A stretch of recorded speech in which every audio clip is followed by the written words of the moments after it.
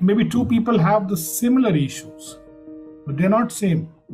When you start to ask them, when you start to go deeper into the conversations with them, and the results that they will get and the solutions that they will get will be so different from each other. And I think that's the beauty of this profession, is that while we all will get ACC certificate credential or a PCC credential, but then that same credential can do different things for different people.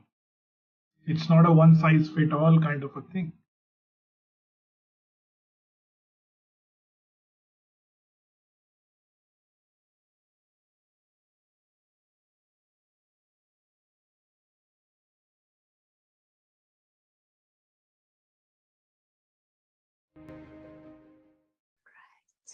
Hello, everyone. Good morning, good afternoon, good evening, wherever you're joining in from. I'm Kiva from Coacharya, and really good to have you all here today for our last webinar of 2022, which I think is going to be a super exciting one, because as you can see, we have a very exciting panel set up for you here. We have a facilitator, Komal, with us. We have an alumnus, Meenakshi, with us, and we have a current learner, Gurbinder, with us. So really happy to have you all here today, and really excited to see what kind of a conversation, what kind of learnings we have from you and your experiences of coaching in the different spaces that you've all been in. So as people are still joining in, it'll be great to also hear from our participants on where they are coming in from. To share with us your name, where you're joining in from. And as everyone is getting in, how are you all feeling? Meenakshi, Gurbinder, Komal.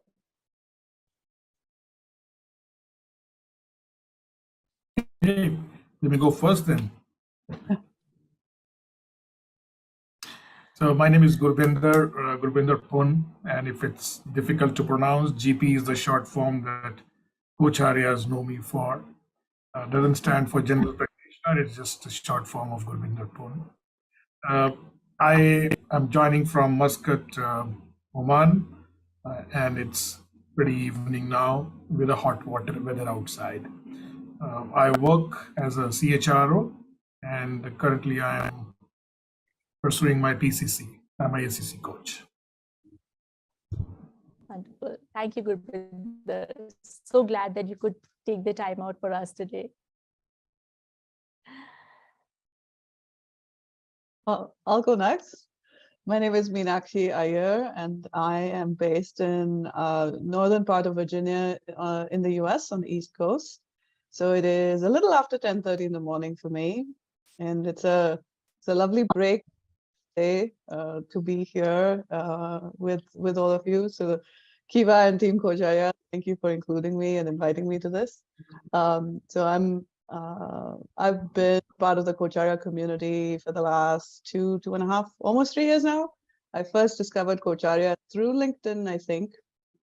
All the algorithms were working because I was doing a lot of research at that point in time in the second half of 2019 for coach training courses and things like that. And Coacharya popped up one day in my feed, and I attended the webinars that I think that was part of your annual Colloquium that you were hosting. And I was hooked. And then in Jan of 2020, I responded to one of your open invitations on LinkedIn asking for a panelist, and you were doing a session on a webinar. The focus of that webinar was agile coaching, and that's the space I come from. And then the rest is history. I met Magda and Ram and Smita, and it's just been an absolutely wonderful journey. And so I've completed my PCC training with Coacharya, and my gurus were Karen Delk and Priya Ramesh. And in terms of credentials, I have my ACC, and I'm working towards my PCC, the hours, the 500 hours that we need. So I'm working towards that. at the moment. And I have my own coaching, mentoring training practice called NorthStar Solutions and Services. And it's intentionally, I've set it up as a virtual practice. So I have the privilege of working with clients from around the world. And that's one of the reasons I love Coacharya. To me, it's a perfect mesh of East and West. And I think it truly represents who I am as an individual. And so there was a lot of resonance with the brand and what Coacharya represents. So it's my honor to be here today. Thank you very much. Thank you so much, Meenakshi. It's a pleasure that you've been able to join us today. Thank you so much. Komal.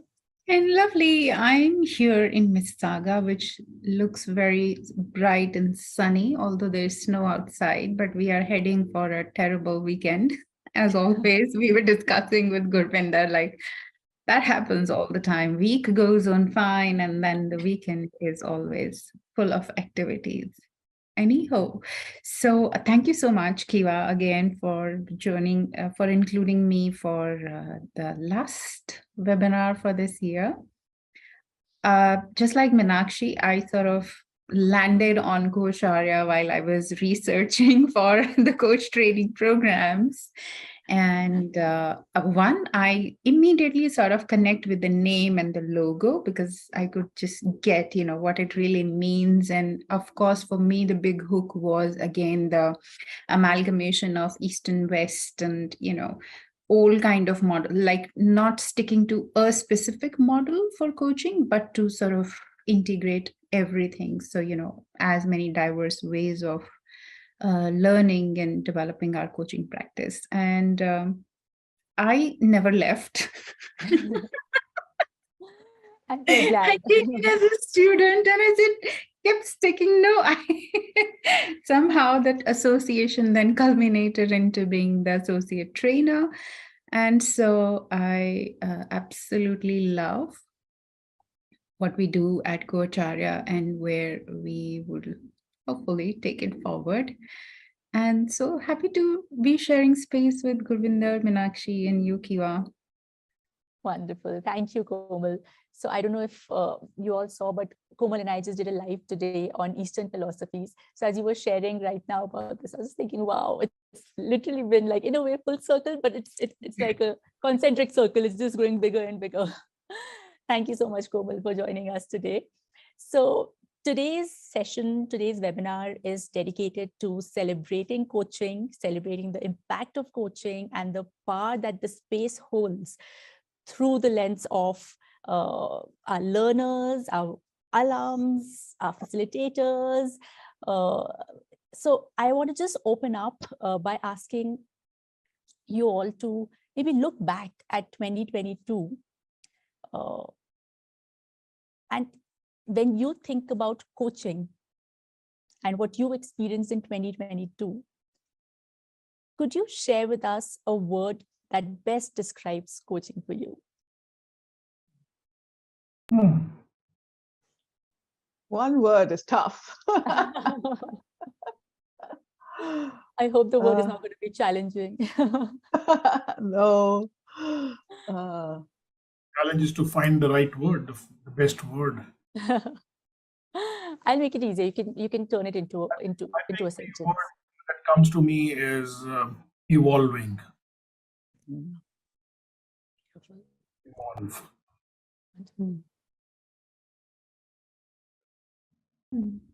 If I can go next, I think for me, the word would be illuminating, because through the coaching journey, I think I've learned so much more about my clients, both in corporate and in, pro bono sector. And while I have learned a lot and it has been illuminating for me, I've seen the same kind of revelations for people happening through coaching, like a lot of these ahas and a lot of knowing themselves and a lot of learning new ways of seeing themselves. So I would go with illuminating, like it's also illuminating my face right now. And I think we also had the same aha when you use that word. Yeah. And actually, what about you? I think the one word as hard as it was, I think for me it is co-creative or co-creation. And I think, and I always say this, that I was sold on coaching, not because of my own coach training, but because of my experience as a client, as a coachee, and the impact that it had on me. So to me, it's the coaching is amongst, or I would even go out and say it's the most impactful of human interactions, because on the outside it looks like it's just a conversation, but when done from a coaching stance, and when the coach and the client, it's almost like improv or a couple's dance, right? So one leads, one follows, and you don't know where it's heading, and that the magic of just being open to what emerges, and then the courage to deal with whatever emerges, because a lot of times I remember from my own coach, as a coachee, I may not have always liked what emerged, but then I would have had to have the courage to deal with it. So I think it's co-creation is my word, and then my sentence is that coaching is the most impactful, powerful of human interactions. Amazing. So for our participants who joined in, when you hear the words evolving, co-creating, and illuminating, do share with us like what's emerging for you, what thoughts are coming to your mind, any questions are coming up for you. And before we get into the next part, I'd also just love for you also, Gurbinder, to share with us why you chose evolving as a word. Yeah, I think when I thought of the word evolving, I have seen coaching for the last 5 years or so, going through various life cycle, if I might use the word, if I might use the management philosophy here of all products and all organization and all learning platforms go through a life cycle of growth, decline, maturity, decline. So I think we are in a place where in 2022, especially after we came out of the pandemic scenario, we came out of a place where organizations were hit badly. In the last 12 months, I'm seeing coaching evolve as a profession very, very aggressively, very fast, very quick. The number of learners are increasing. All of a sudden, we find many coaching training organizations coming up with novel programs, distance learning programs, in-person programs. And I think every now and then I get to see a lot of pop-ups on my Instagrams and LinkedIn's of coaching tools and coaching books. And when I now visit the bookshops, which are my favorite destination to go to, I'm finding emerging a lot of coaching books, which was earlier more limited to HR and L&D. So I think 2022 is a year where, as a profession, coaching is evolving, and it's moving towards a much more organized, academic, much more resources available as a profession. A limited few,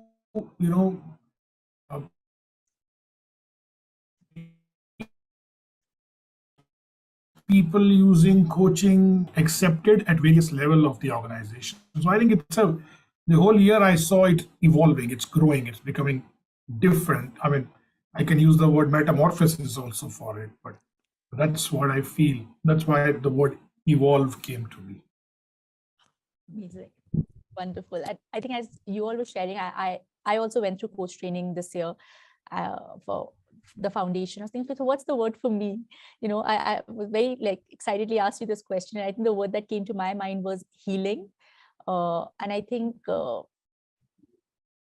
through the sessions that I've had, like Meenakshi shared, as a coachee, I saw the shift in me. And I was like, wow, there are parts of me that were actually kind of, needed healing, and I didn't even have that awareness. So I think when that shift happened within me, I felt the power to do something about it in my ecosystem in my own ways. So I think, yeah, for me, the word is healing. And I can also see a few words I think that people have left here: flow, limitless, exploring the unknown, unlock, I like what unpeeling. Cynthia has shared. She says unpeeling for me. It's, yeah. Wonderful. So as we're discussing this, it would be really, really lovely if we could hear from you about any story that you experienced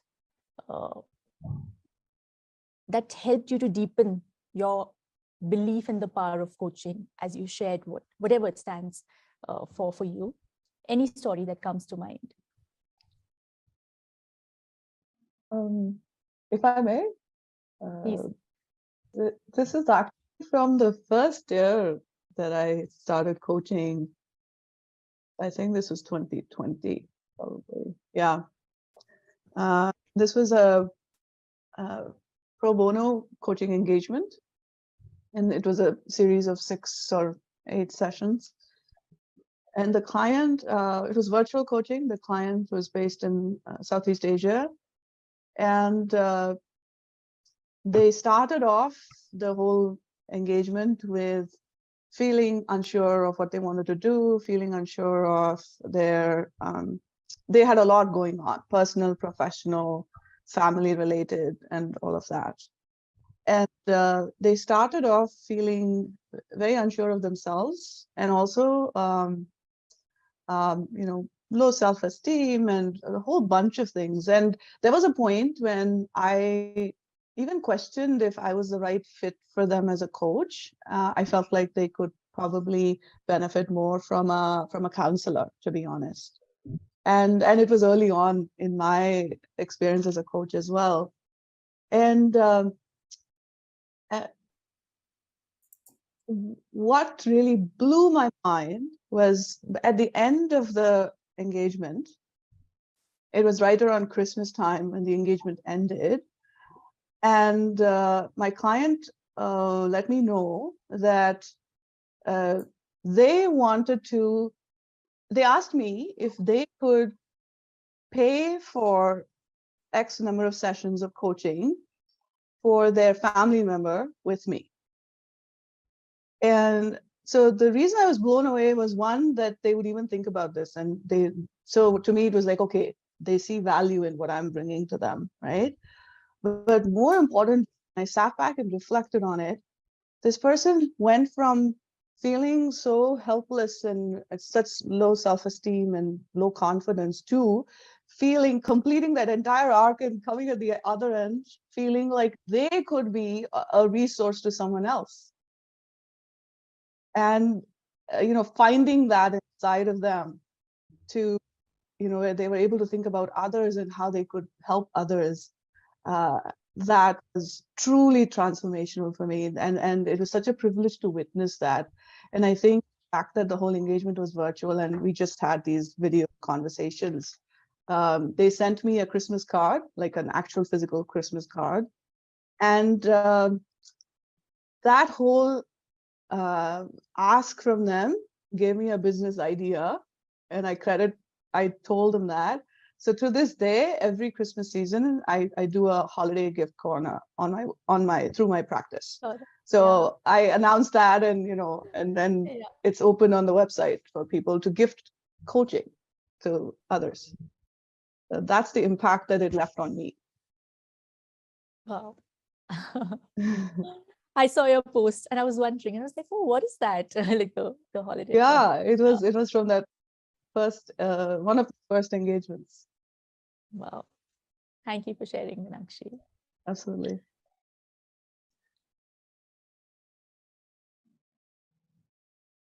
Komal, Gurbinder, if you'd like to go.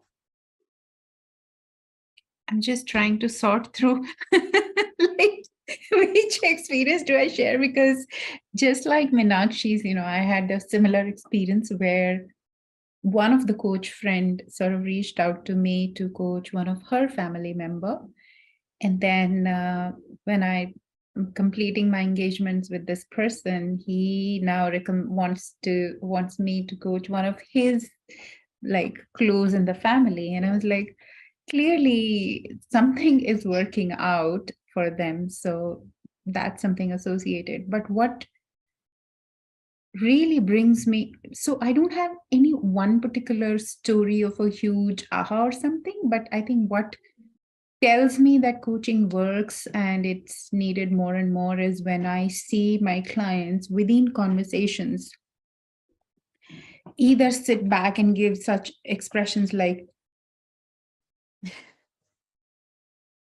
speechless totally, and I'm like, yeah, something is now working out, now we are getting there.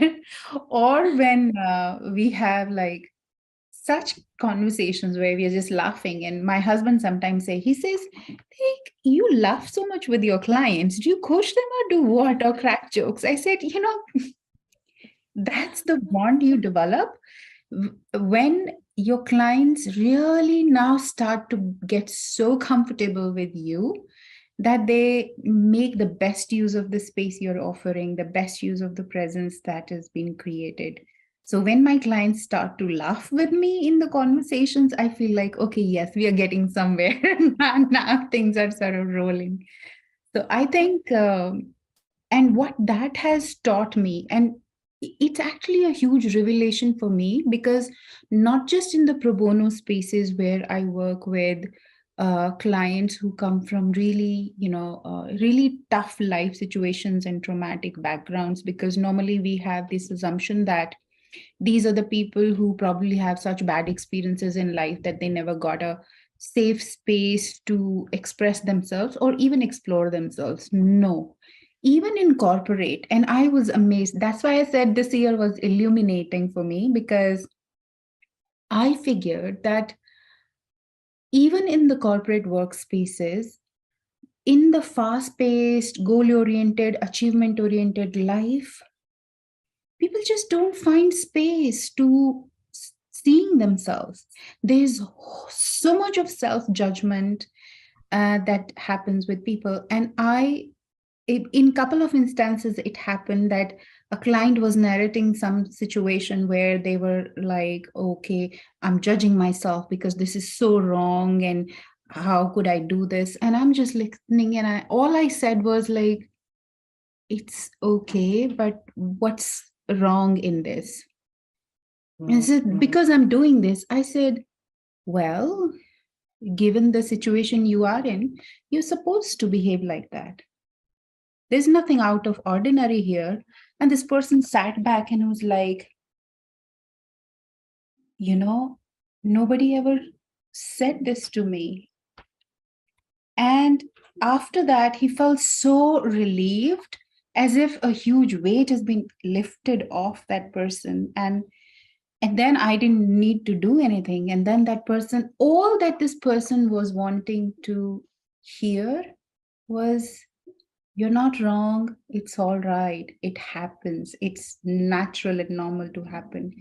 And I can't tell you how powerful this recognition or this acceptance becomes for people sometimes. And then they can sort of move into changing whatever needs to be changed. So I think for me, there are these very small short stories that have been more powerful than any one instance. As you were sharing, Komal, I was thinking about, those moments that I've had, very few for me till now, but I still felt like, yeah, like, something is shifted. It's like that, like, okay, so thank you so much for sharing that. Yeah. Yeah, okay. So let me also jump in with something which is, so I as I said, I work in in Middle East, in Oman. And I had a colleague who was my subordinate, a youngster boy. And when I did my first coaching training, I was looking for some hours, and I started to pick up people. And subordinates are the first one, the guinea pigs that you kind of reach out to, and the poor guys can't say no also. And one of those really wanted to do something, and he reached out to me. And he said, I want to get coached. And we started talking. Now, this boy has been living in Middle East, in this country for whole his life. He's an Indian, but born in here, and he's like 27, 28 years of age, comes from Kerala in India, but has never gone back. He doesn't even know where Kerala is. Perhaps for him, Middle East is home. And he works in a customer relationship department, but he loves to draw and sketch and paint. And beautiful paintings he makes, amazing painting.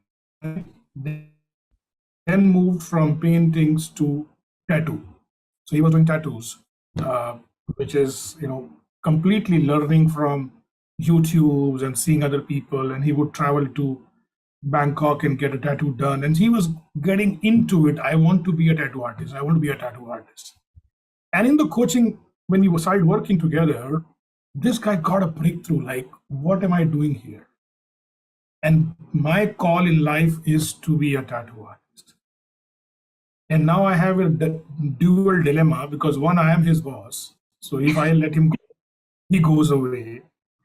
And I have coached him to do what he wants to do with his life. And so I'm like, okay, fine, got it. And then he came up to me about a month later and he said, listen, boss, we had that amazing conversation and I have decided I'm leaving the job. I am going out to get my tattoo training done and then become a tattoo artist. And in the last 1 year, that boy completed all kind of tattoo certifications, piercing certifications, and now he's running a studio in Kerala, a highly successful studio. And celebrities from all over the country are going to him to get paintings and tattoos done on their skin. When he was getting graduated from his tattoo college, he made a call to me from India, from Bombay. And on that call, neither he spoke anything nor I spoke anything, but he cried. And he cried and I cried on the other side of the phone. And I said, this is really the magic of coaching. This is making people different. It's giving them what they really were looking for. And maybe one conversation or one statement here and there gave him his dream. And he's living his dream now. One of my favorite stories in coaching for me so far. Wow. Beautiful, really beautiful. Amazing. Yeah. That's what I really connect with what you said, Gurbinder, is that it's most of the times it's just giving permission to people to be who they know they are within the depths of themselves. So in some way, it offers that space, it gives that permission, which they probably have never got to be. Absolutely. So well said. Absolutely. Love that story, Gurbinder. And it's like the visual I had was, literally like taking wings and flying away. Yeah. That's the visual I had. And something that you said, Komal, earlier, with your clients, like this goal-oriented, achievement-oriented. I wrote those words down in the space that we are in, especially in the corporate world. One of my clients, he's a technology leader, and this coaching conversation was part of the training that I was doing for the company. And so this 1 hour, one session was offered to every participant. And first of all, I never thought that this leader would take up that opportunity because of how he came through during the training sessions, right? And no judgments, observations, like how busy they were and all of that. So not only did this leader take up the opportunity for this one-on-one coaching conversation, and towards the end, they also said, you know what? I don't think I've ever spent an hour just talking about my goals and aspirations at the workplace. I have not answered a single Slack message in the last 60 minutes. Right? So interruptions rule our lives, and then all these things that we have to do, our to-do lists rule our lives. And so that was a big awareness for themselves. And I felt that they had successfully converted to being a believer in coaching because of what they experienced during that 1 hour of conversation, and so much clarity that they walked away with. That was truly just, it was such a, and to me, that's the privilege, I think, as a coach, to be a witness at such close quarters to transformations that sometimes can happen during a conversation or sometimes can happen over a period of a period of months. So that it came back to me, and that's one of the things I talk about in my coaching philosophy, in my practice. Is, for me, it's always about, I say, stop, breathe, think, act. That's my motto, and bringing the focus back on slowing down to speed up. And I think that's such a big need in the corporate space for that. And I think that coaching as an intervention, as a tool, really creates that time and space for people to do that. When a prospective client wants to understand what coaching is, I always tell them that it's really a conversation with yourself that's facilitated by a coach in a safe space. And then this experience with this leader really sort of reinforced that for me. Just want to share that. Both of you, when you shared, it triggered that conversation back for me. Thank you. And I would say it's very interesting because while I do facilitation work, of course, there are observations and a lot of direct feedback. And then when I'm doing one-on-one coaching with the corporate clients, I just ask them by the end of our engagement is like, okay, so what do you think really worked for you in these conversations? And so many times I've heard them saying, just the ability to hash out everything that was therein and to look at it from a different perspective has made it. So although you say that just doing that, and most of the times we also go for those mindset, oh, it's just this. But then that just is such an important piece in somebody's transformation. So we really cannot take for granted the ability to have this this space with somebody who is absolutely non-judgmental and is just sitting there noticing and seeing you, addressing, sounding it back to you what they are seeing without any agenda behind that, and just noticing and observing. And I think it's a huge value, which is not just, but very important. So true, so true. Yeah. It's lovely to see some comments here. I was reading that as well. There's a lot of resonance. Gurbinder, your story has given goosebumps. Yeah.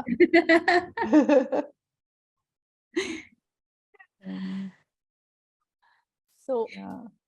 I think as I was hearing to all the stories, I got reminded of two very small ones that I'll just very quickly share. So I think in one of the webinars a few months back, the panel member, it was about something else, but this thing about coaching came in, and the panel member shared that the most beautiful thing that I like about the coaching space is that there's no competition. The more the community grows, the more each person's vision comes alive, and that's actually the collective vision of the community. And yesterday I had a coaching conversation where I actually saw that happen. So I learned to practice somewhere, and that person said, if you ever do try it, let me know how it goes, if you also try it as a coach. So I said, okay, I'll give it a shot and let's see how this coaching conversation goes. And it went really well. That's what I heard from the client. She thought it was really powerful, and some things have shifted for her. She's also a coach. We're from the same cohort, so we were peer coaching, learning, coaching each other. And we were both just so excited because she was like, oh my God, you learned something new and you've taught me this. And I was like, oh my God. And she was like, when you learn something new next time, make sure you, practice with me. So I learned this from you. And we were literally jumping, we were like, oh my God, we just learned something new, and I don't think I have personally witnessed that kind of joy in sharing something and celebrating that together. It's like, you moved up a level, and it's so exciting to see that. So, yes. So, I Kiva, was... something you said just now, it reminded me of Professor David Clutterbuck. If you don't follow him on LinkedIn, please do. He just celebrated his 75th birthday, and he's been in this space for 5 decades almost now. He said, if you don't evolve as a person, you don't evolve as a coach. Yeah. And that's what came up for me when you shared, like, how you celebrate one another and you celebrate each other's successes and progress. That there's no competition at all. And to me, that's us evolving as human beings. And as a coach, it just shows up. And I think that I do want to share this, my personal experience as a learner coach in the Coacharya community. I saw someone asking about peer coaching. So if you don't know already, Coacharya does peer coaching sessions on a regular basis. So you can visit the website and find out. But I struggled with peer coaching to some extent because I could not go to a coaching conversation just to practice a particular skill or a particular technique. I had to have a real conversation. So unless I had something that was real for me to talk through in a coaching conversation, and I also struggled as a coach if it felt at any point that my peer coach was just practicing something with me, like they were using the same situation just to help me practice. So unless it was an authentic conversation, I struggled with peer coaching, and so I know it's taken me longer to log my hours, but that's totally fine because it doesn't sit well with me as a human being first. And so I've noticed ever since with my coach training and being on this journey that who I show up as a coach is who I am as an individual. And if there is any sort of dissonance between the two, then I'm not of service to my client.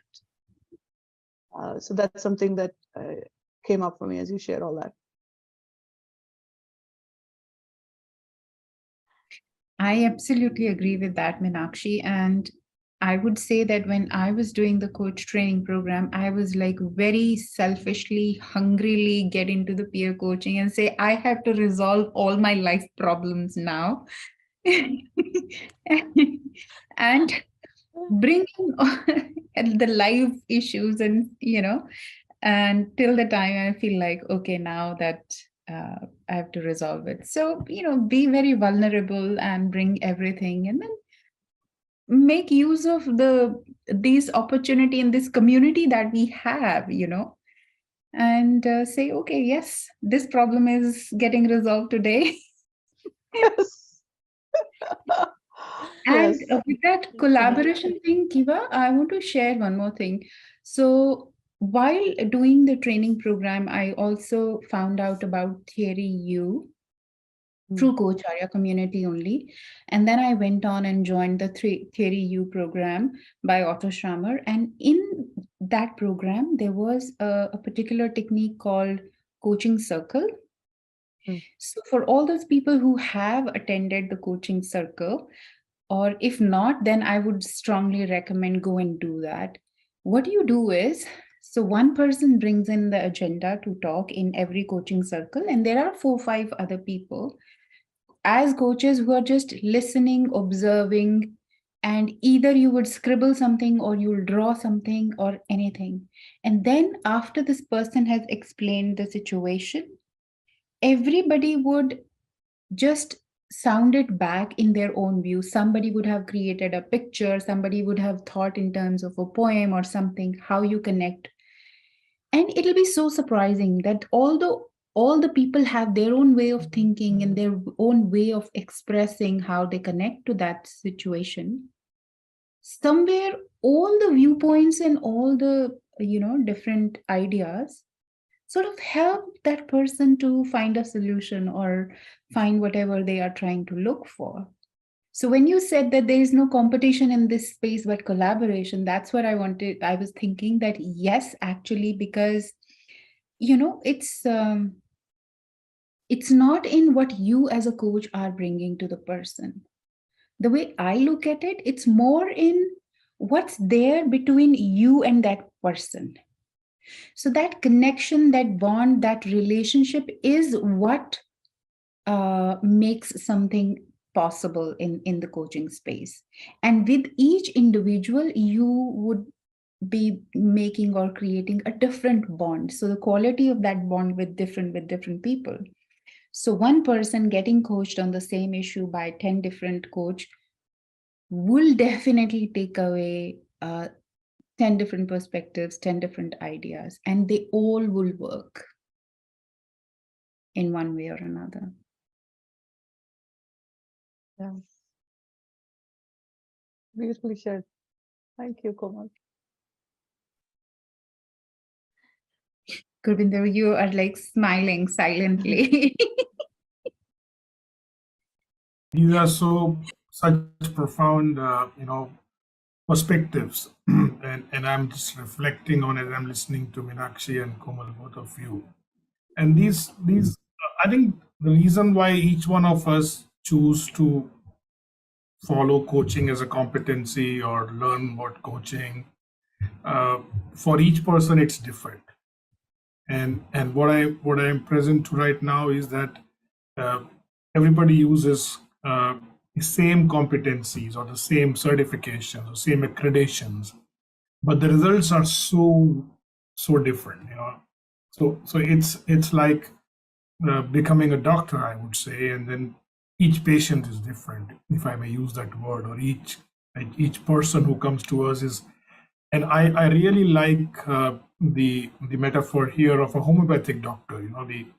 The kind of questions that they ask. Most of us come from the Indian subcontinent, and we understand the detailed questions they ask about.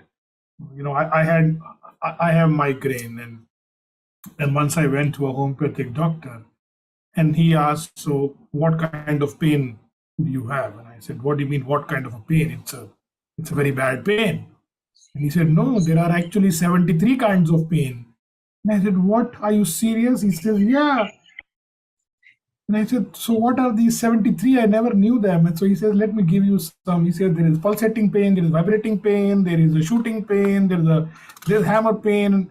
And I said, "Okay, so next time I'm going to have migraine, I'll write down what kind of pain I have." So he says, "Exactly, because unless you tell me what type of pain you experience, I cannot give you the right medicine."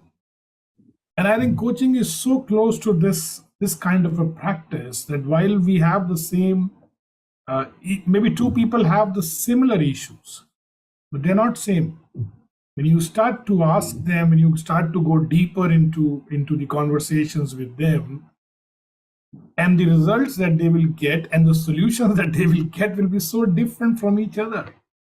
And I think that's the beauty of this profession, is that while we all will get ACC certificate credential or a PCC credential, but then that same credential can do different things for different people. It's not a one size fit all kind of a thing.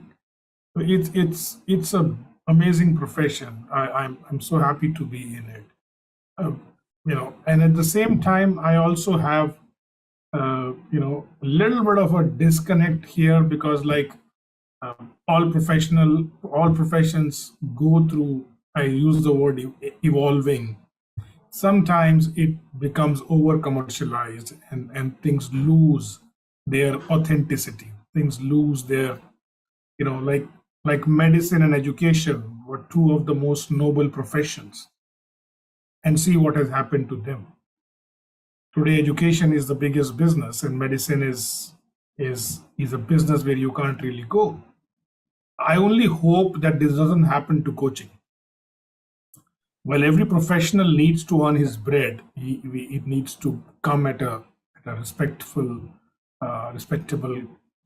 compensation for the service that we are putting in. I just hope that profession does not lose its nobility, its genuineness somewhere in future. It's evolving, and I pray that it evolves the right way.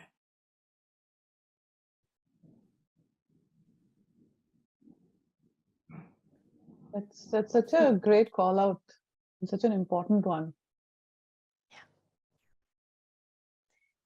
Absolutely. Yeah. And I think somewhere that also ties into like, what is our respective purpose to get into coaching and opt for it. But slowly and gradually, I also see this like coaching also as a profession, but then coaching also sort of disseminating as a way of learning and a way of being in world. Because and I've also sort of started to see that now in more and more corporate work, in facilitation work, this coaching mindset and talking about that is happening quite a lot, so that people can benefit really from a certain way of being. And one thing which I think is, I feel like it's somehow, maybe it's my love for what I do, which is sort of biasing me a little bit. But I see that inherently in coaching, this way of being of a coach, it is impacted quite a lot by what are your deeper beliefs and how you come across. So if you really want, not say want, but if you're really an effective coach, you just cannot be that profession oriented, because this mindset is completely different. You cannot even reach at that growth stage without letting go of some of these I would say drives, like from drive to we need to move more to the purpose orientation. So I just hope that we all find our ways to go to that space. But it's quite very well pointed out, Gurbinder.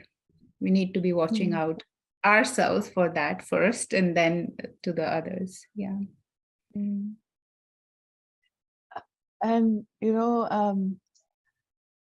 I come from the technology space, technology implementation, and primarily in the healthcare. That's what I've done for the last 12 years.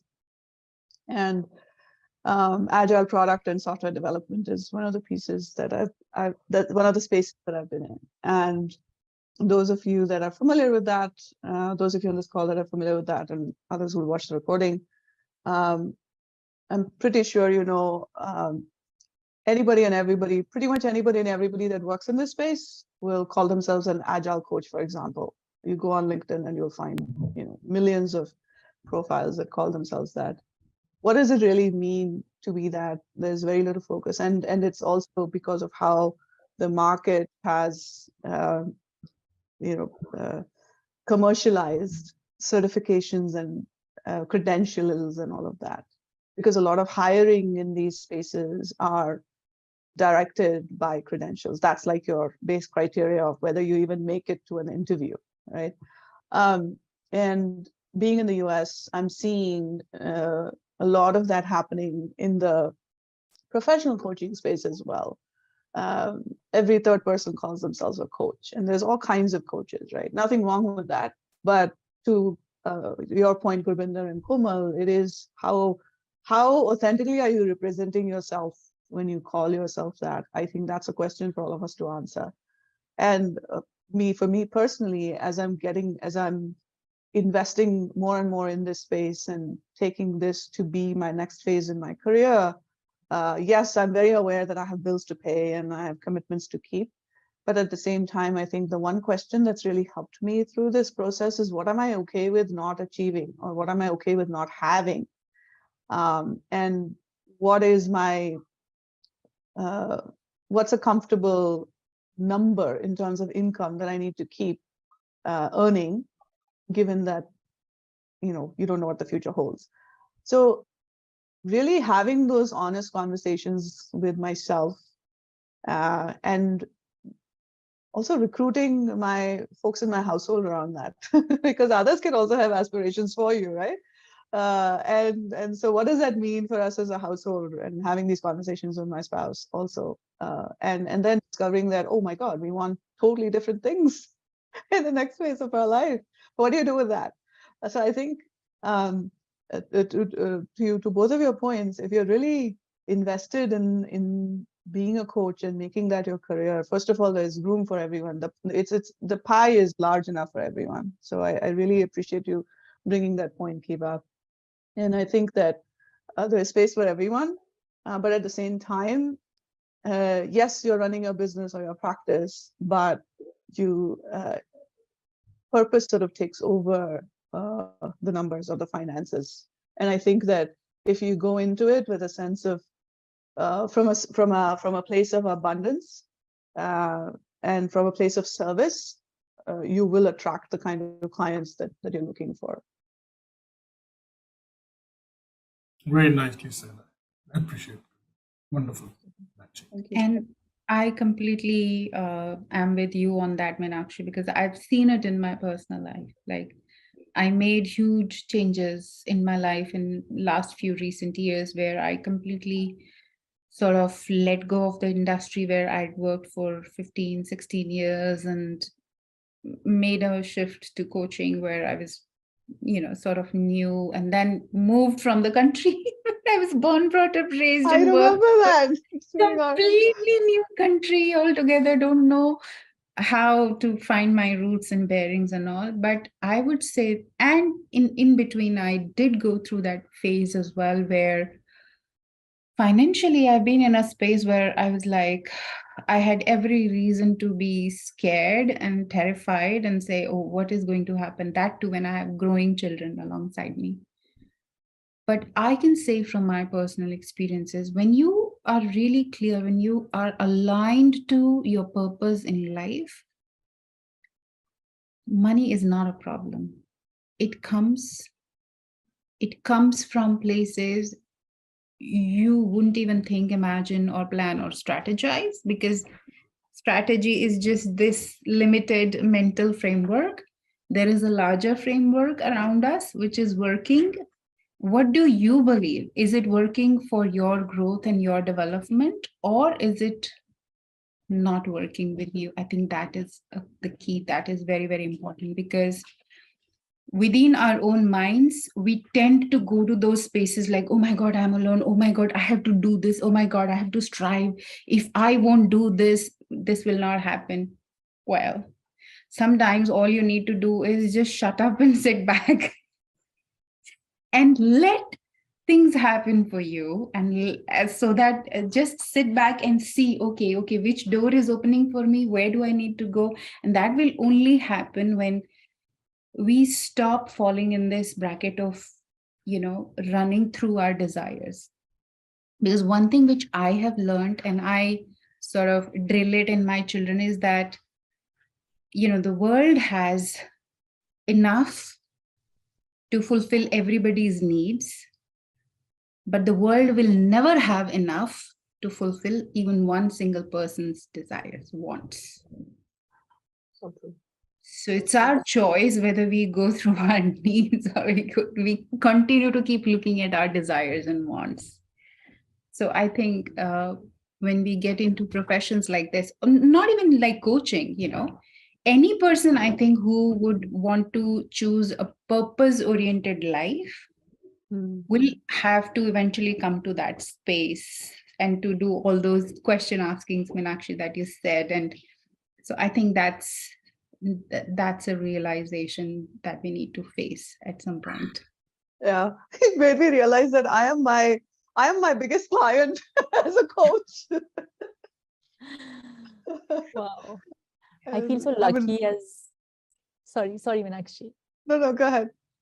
I was just saying, I feel so lucky that, I mean, I'm getting to actually hear all of this and just be surrounded, by people who actually have these kind of thoughts. Like, as I was listening to all of you, I'm feeling so positive that, there is goodness, there is abundance, and there are people who think like that, and if this amplifies and the ripple effect of what this can create amplifies, it'll only make like more healing spaces, happier spaces, more abundant spaces, because I think people are content with who they are, where they are.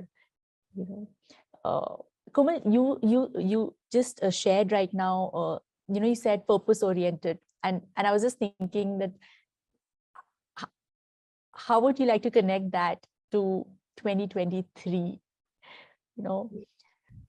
We're getting into a new year. There's so much that everybody is looking forward to in the new year, and it's the time when we're setting goals and thinking of, oh my God, this has to happen. Like you said, right? The oh my gods keep adding up. So how are you all looking at 2023? Like, what's on your mind? I like that response. Who would like to go first?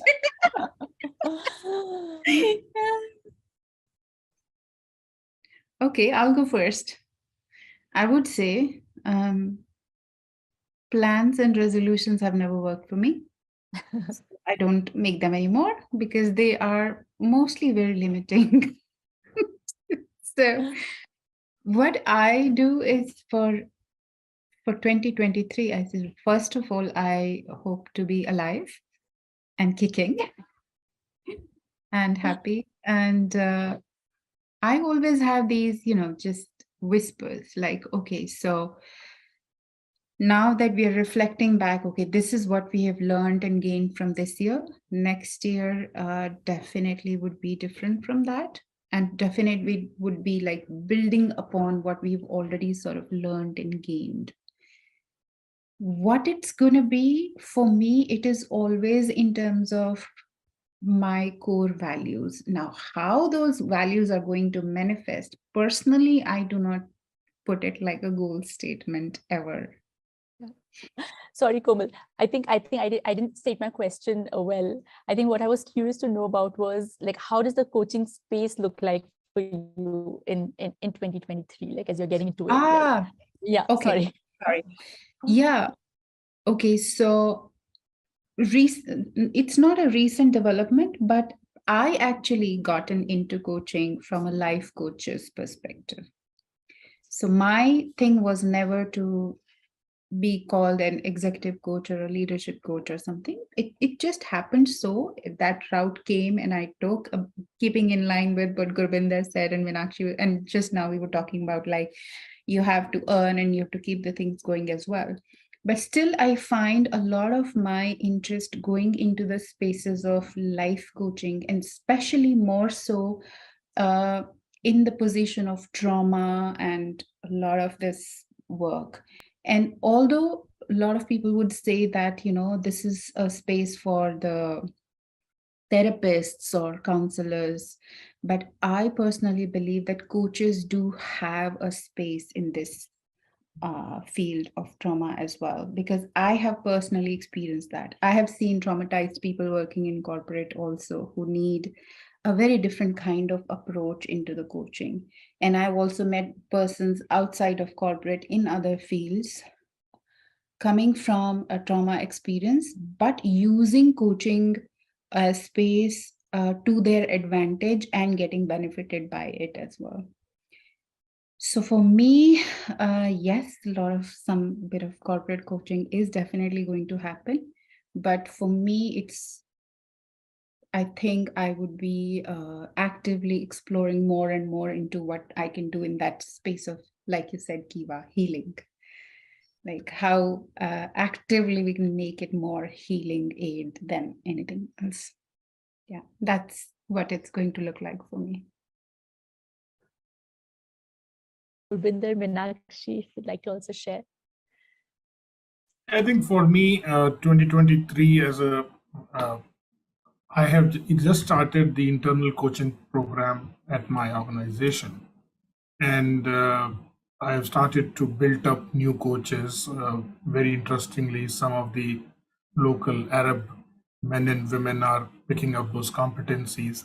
So for me, this is the year of creating the coaching culture in the organization where I work and extending the magic of coaching and celebrate coaching across the organization. Great. Fantastic. So I do have and I was just thinking it's fantastic for the attendees because you are hearing different perspectives. So mine is a bit of that and then something else, bit of what both of you shared and then something else. So so Komal, like you, I have learned over the years to not do goals but more intentions. So I'm moving towards setting intentions to that space. But in the past year was the first time I actually I wrote down a number in terms of the income that I wanted to have through my practice. And I said, this is my number, not just through my practice. Overall, this is the number, this is the amount of money I'd like to make, gross revenues for this year. And I've diversified it. I do different things. And while I'm still working towards building NorthStar as my practice, NorthStar Solutions and Services, as my 100% primary source of income. So writing that down actually worked for me. And at the end of the year, I did my math and I almost met that number, which I was quite surprised by. Right? I didn't realize it as I was going through, but I did different things, right?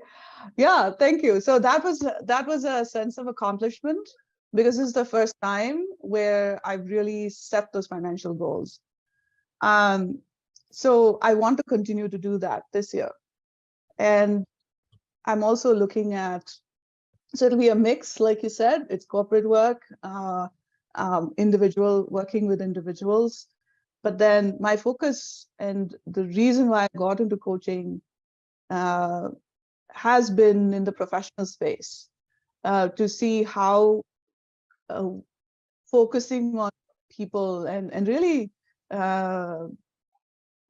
focusing on ourselves as humans first, and how are we existing in harmony with our ecosystem that includes the planet. So how do we start? How can businesses start thinking? And I'm deeply, deeply influenced by Professor Peter Hawkins' work, the eco-aware model. That was one of the first live webinars I attended from Coacharya. I still remember it vividly. And so how can businesses really start thinking take a systems view of everything, and how might we really bring humanity back into our places of work? And so I come from a DEI lens, diversity, equity, inclusion lens. And I also specifically want to continue to work with mid-career leaders, because I think in most organizations, they bear the brunt from both sides, because they're the messy middle or the frozen middle, whatever terms you want to use. And unfortunately, on the flip side, they're amongst the least supported by structured L&D initiatives, learning and development initiatives, professional development initiatives within organizations. There's a lot of support for newcomers, the fresh graduates, and there's a lot of support, company-paid coaching for executives. And so, and which is why I was intentional about not calling myself an executive coach, because I think that makes it very exclusive. And my goal is to make coaching very accessible to everyone. So I focus on the mid-career folks. So I want to continue to do that work. And in this coming year, one of my other intentions is to really make what I do as a profession, make my work fit in with everything else in my life rather than the other way around. I think I've spent a quarter of a century doing the other way around. And so I want to flip that. And in that, having said that, I'm intending to spend time in India this year and really figure out what are some ways in which I can be part of the ecosystem, of the coaching ecosystem in India as well, in addition to what I do in the US. So those are some things I'm looking forward to. Wow, absolutely inspiring. Thank you so much for just being who you are, and for choosing coaching and allowing coaching to choose you as well in this space, and just, I think, bringing your most purposeful and authentic selves to this space. I'm truly feeling really, really lucky that I had this conversation with you. I hope the community feels the same way. I'm sure they do. I'm seeing that the chat has been very, very active. Thank you so much for joining in, and thank you to all our participants for coming in today. We wish you all a very, very Merry Christmas and a Happy New Year. Hope you all have an absolutely fantastic 2023, and do close out 2022 with all the things that you want to celebrate from the coaching world, from outside the coaching world, and would be lovely to also hear from you all on what has been inspiring for you. So thank you so much, Meenakshi, Gurbinder, Komal, for joining in. Yeah. Thank you. Thank Thank you. you. This was Thank you such so a much. pleasure. Lovely to meet you, Meenakshi, again, and Gurbinder, you especially. Yeah. Thank you so much. Likewise. Thank you. Thank you. Bye. Thank you so much, everyone. Thank you. Thanks. Bye. Bye-bye.